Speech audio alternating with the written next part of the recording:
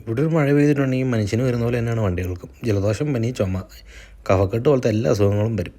വേറൊന്നുമല്ല, നമ്മുടെ മന്ദായനിയുടെ കാര്യം തന്നെയാണ് പറയുന്നത്. എന്തോ ബ്രേക്കിനും പിന്നെ അലൈൻമെൻറ്റിനും എന്തൊക്കെ വ്യത്യാസമുള്ളതുപോലെ ഒരു സംശയം തോന്നി. വേറൊന്നുമില്ല, സംശയം വെച്ചുകൊണ്ടിരിക്കുന്നത് നല്ലതല്ല എന്ന് പറഞ്ഞു കേട്ടിട്ടുണ്ട്. നേരെ വിട്ടത് നമ്മുടെ മലയാളികളുടെ വർക്ക്ഷോപ്പിലേക്കാണ് കേട്ടോ. ഇത് നമ്മുടെ ശെൽവൻ ചേട്ടൻ്റെ വർക്ക്ഷോപ്പാണ്. ആൾ ഏറ്റവും നല്ല മെക്കാനിക്കാണെന്ന് നമ്മൾ കേട്ട അറിവും കാര്യങ്ങളൊക്കെ. വേറൊന്നുമല്ല, ഒരു കൊല്ലമായിട്ട് ഞാനിവിടെ തന്നെയാണ് പറഞ്ഞുകൊണ്ടിരിക്കുന്നത്. പേര് കേട്ട തമിഴ്നാന്ന് ഓർക്കും. നല്ല ഒന്നാന്തരം മലയാളിയാണ് കേട്ടോ, പാലക്കാടുകാരനാണ്. ഏറ്റവും കൂടുതലും ജോലി ചെയ്ത് ജീവിച്ചേക്കുന്നത് സൗദി അറേബ്യയിലായതുകൊണ്ട് തന്നെ നല്ല എക്സ്പീരിയൻസ് വ്യക്തിയാണ്.